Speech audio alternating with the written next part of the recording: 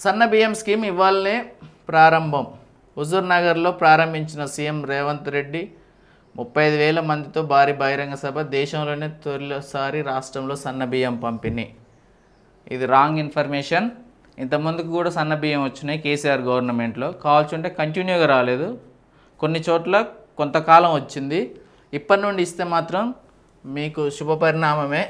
Congress government ఇప్పటి నుండి మాత్రం సన్న బియ్యాన్నే ఎంకరేజ్ చేయండి, సన్న వడ్లను కూడా ఎంకరేజ్ చేయండి.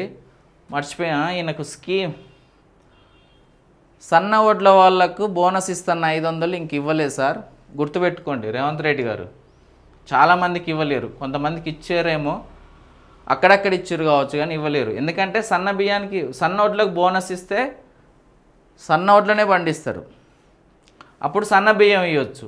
భూమి ఉన్నోడు పండిస్తే భూమి లేనోడు తింటాడు. దానికి మధ్యలో ఉన్న నువ్వు పుణ్యం చేసుకున్నట్టయితే దయచేసి ఇంకే పథకాలు ఇవ్వకపోయినా కానీ సన్న బియ్యం మాత్రం ఇవ్వండి. అవునా కదా? సన్న బియ్యం మాత్రం తప్పకుండా ఇవ్వాల్సిందే. దీనికి రాష్ట్ర ప్రజలు సహకరించాల్సిందే. దయచేసి మీరు రైతులు కూడా సన్న వడ్లనే పండించండి. అలాగనే రేవంత్ రెడ్డి గారు సన్న వడ్లకు కూడా గిట్టుబాటు ధర కల్పించండి.